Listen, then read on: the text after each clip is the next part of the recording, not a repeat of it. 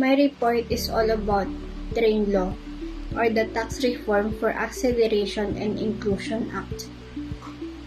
Train Law is the preliminary package of the Comprehensive Tax Reform Program signed by President Rodrigo Duterte on December 19, 2017, officially referred as Republic Act No. 10963. The Train Law is the first of 4 packages of tax reform to the National Internal Revenue Code of 1997, or the Tax Code. This package introduces changes to personal income tax, estate tax, value-added tax, documentary tax, and the excise tax of tobacco products, petroleum products, mineral products, automobile, sweetened beverages, and cosmetic procedures.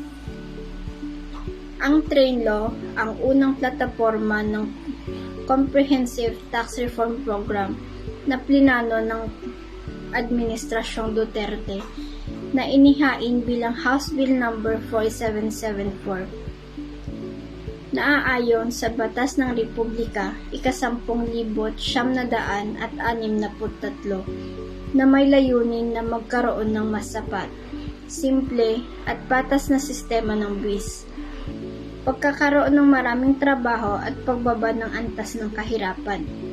Kabilang sa batas na ito ay ang pag-alis ng personal income tax ng lahat ng manggagawang Pilipino na may buwanang sahod na 21,000 pababa, at pagtaas ng buwis ng personal income tax kagaya ng wages and salaries, estate tax o kilala bilang inheritance tax.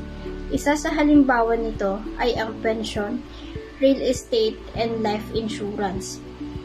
Value-added tax. Ito ang buwis na naidadagdag sa mga bilihin, kagaya ng mga groceries, mga babayarin, kagaya ng water and electric bills. Excise tax ng tobacco products from 2.72 pesos on low and medium price brands and 12 pesos on premium brands noong 2012 to 30 pesos last 2017. So the average price per pack is more than double of 2017. Petroleum products, 50 per liter noong 2019 at 6 per liter ngayon 2020. Dinagdagan din ng batas ang excise tax for unleaded fuel from 4.35 pesos per liter to 7 pesos per liter in 2018. Noong 2019, 9 pesos per liter, at noong 2020, 10 pesos per liter. Ang batas na ito ay naipatupad noong ika-1 ng Enero taong 2018. The purpose, advantages, and disadvantages of Train Law.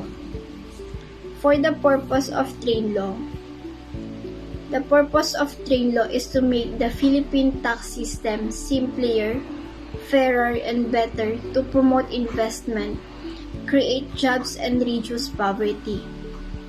To improve the efficiency of tax administration, and to maximize the economic and social benefits that can be achieved through the tax system. Ang layunin ng Train Law ay ang madagdagan ang buwis sa mga kalakal habang binabawasan ang buwis na binabayaran ng mga manggagawa. Ginagawa nitong mas madali at mahusay ang sistema ng buwis. For advantages, this will correct and simplify the current tax system, as well as make it fair by reducing value-added tax, exemptions, and adjusting excise tax rate on petroleum products. Dahil sa Train Law, mas maraming maiipon at maiuwing pera ang mga manggagawa dahil depende ito sa makukuhang sahod at magkakaroon ng sapat na pondo para sa mga proyekto ng gobyerno. For disadvantages, kumpara sa mga mahihirap, sila ang mas maaapektuhan. Pinapakita nito na ang train law ay kontra sa mga mahihirap dahil na rin sa pagtaas ng mga bilihin at ang gastos sa pang-araw-araw na mga pangangailangan. Ang nagpapalala ng kahirapan at hindi pagkakapantay-pantay ng kita ng bansa na maaaring humantong sa pagtaas ng kahirapan at kawalan ng trabaho. So, the Trabaho Bill or tax reform for attracting better and high-quality opportunities, also known as a train to fail to pass Congress.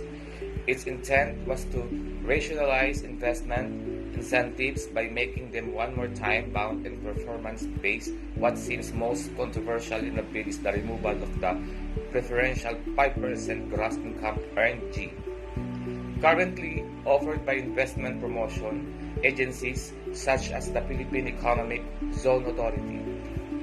The Department of Finance or DOF has stated that the realignment of incentives and reduction of income tax will benefit small and medium enterprises by generating more jobs.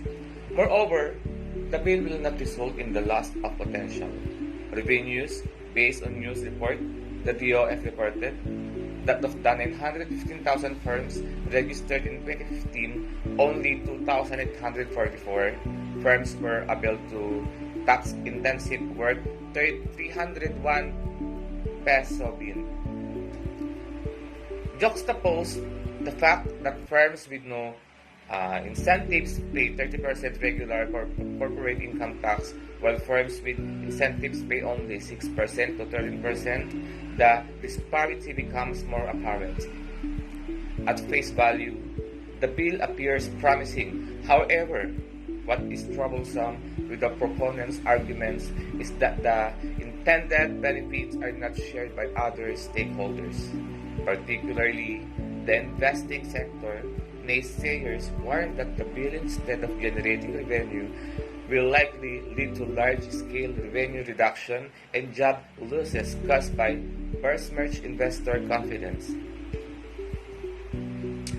So in a survey conducted last year by the Japanese Chamber of Commerce, 62% of its members expressed concern that if seriously affected by the bill, they may consider closing down their business, relocate to other countries, or scale down their production. On the other hand, if the incentives are retained, 85% of the respondents will still choose the Philippines as a venue for expansion. In the same light, the American Chamber of Commerce said that mid-term changes impacting costs in a major way can affect the positive perception of the Philippine business environment and will influence in an irreversible way decisions to remain, expand, or set up new companies in the country.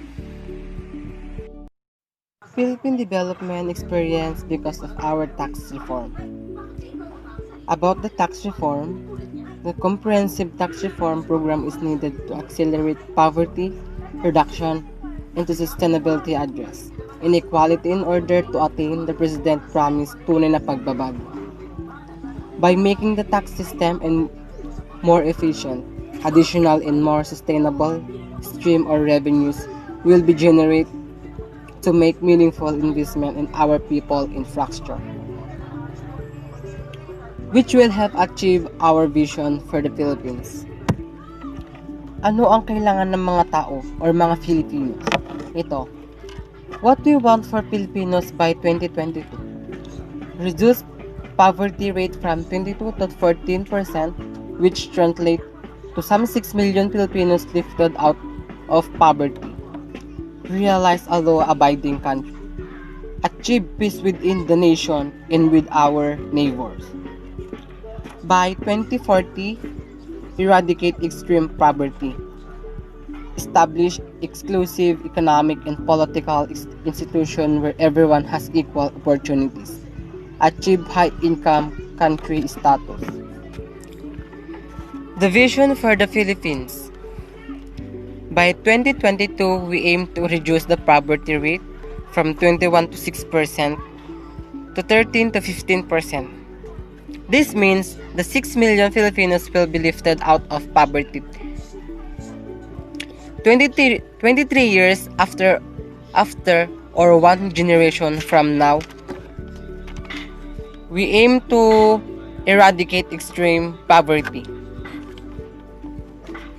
The increase in gross national income will increase to 5,000 USD from 3,500 by 2022.